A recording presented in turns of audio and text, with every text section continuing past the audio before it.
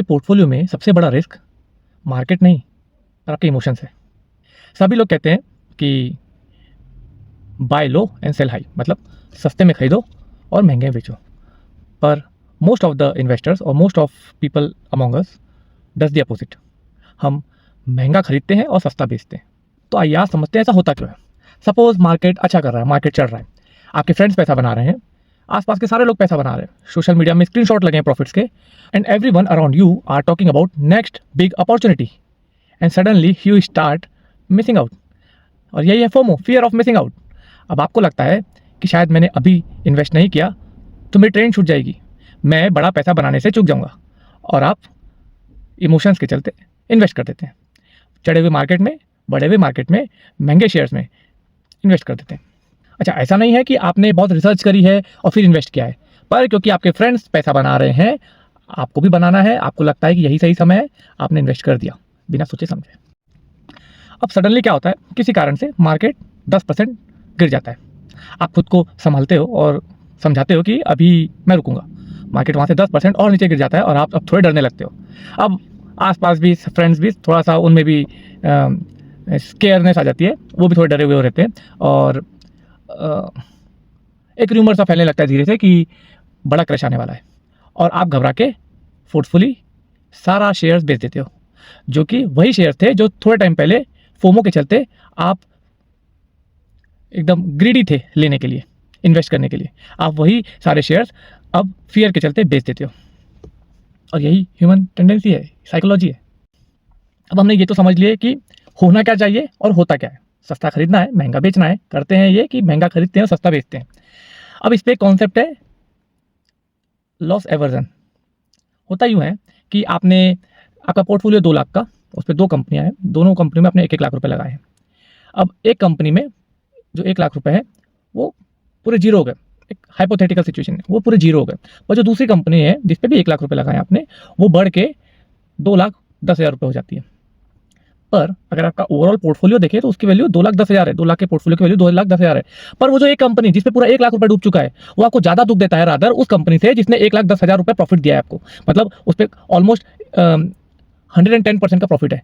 Still वो जो 1 लाख रुपए डूबा है, जो 100% लॉस हुआ है, वो आपको ज्यादा दुख देता है, और यही है लॉस एवर्जन। जब आपको किसी शेयर में ज़्यादा लॉस दिखता है तो उसका दुख आपको ज़्यादा होता है, और वही दुख आपको फोर्स सेलिंग कर देता है, फियर सेलिंग करवा देता है कि ये 50,000 रुपये अब 40,000 हो गए हैं, 10,000 का ऑलरेडी लॉस हो गया, ये और गिर जाएगा, बचा हुआ पैसा निकाल लेता हूँ, और यहीं आप पैनिक सेलिंग कर देते हो। और यही इमोशंस हमको इस गेम से बाहर निकाल देते हैं। अब मैं ये नहीं कह रहा हूँ कि मार्केट गिर रहा है तो ये आपको अपॉर्चुनिटी दे रहा है, नहीं, मार्केट गिरता है किसी कारण से गिरता है। और मैं ये भी नहीं कह रहा हूँ कि अगर मार्केट चढ़ रहा है या चढ़ चुका है काफ़ी हद तक तो वो महंगा हो चुका है, ऐसा भी नहीं होता है। मैं ये कहना चाह रहा हूँ कि अपने आसपास के लोगों से, अपने सराउंडिंग्स से सुन के आपको अपने इन्वेस्टिंग डिसीजंस को नहीं लेना है, आपको अपने इमोशंस पे कंट्रोल करना है।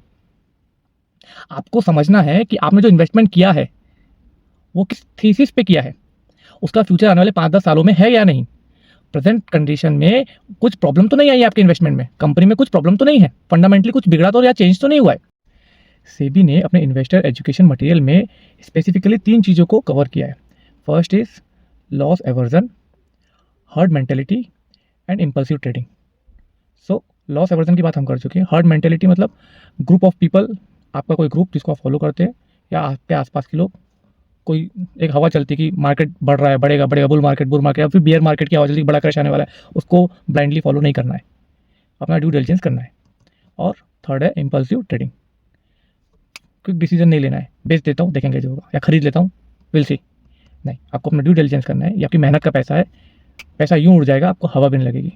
सो नेक्स्ट टाइम जब क्राउड एक्साइटेड है, सो आपको खुद से पूछना है कि मैं इन्वेस्टमेंट इसीलिए कर रहा हूँ क्योंकि मैं ये इन्वेस्टमेंट को समझ रहा हूँ, या इसीलिए कर रहा हूँ क्योंकि मार्केट चढ़ रहा है। या नेक्स्ट टाइम अगर मार्केट गिरता है तो आपको ये समझना है कोई सेल डिसीजन लेने से पहले कि क्या फंडामेंटली कुछ चेंज आया है कंपनी में, या ये सिर्फ क्राउड का बिहेवियर है, या मार्केट रैंडम गिरा है, या किसी और कारण से गिरा है जिसका मेरी कंपनी के रिजल्ट से कोई फर्क नहीं पड़ता, मेरी कंपनी को फंडामेंटली कोई फर्क नहीं पड़ता। सो आपको सबसे बड़ा जो फैक्टर है वो आपके इमोशंस, आपको अपने इमोशंस से लड़ना है, उसे समझाना है, उसे संभालना है।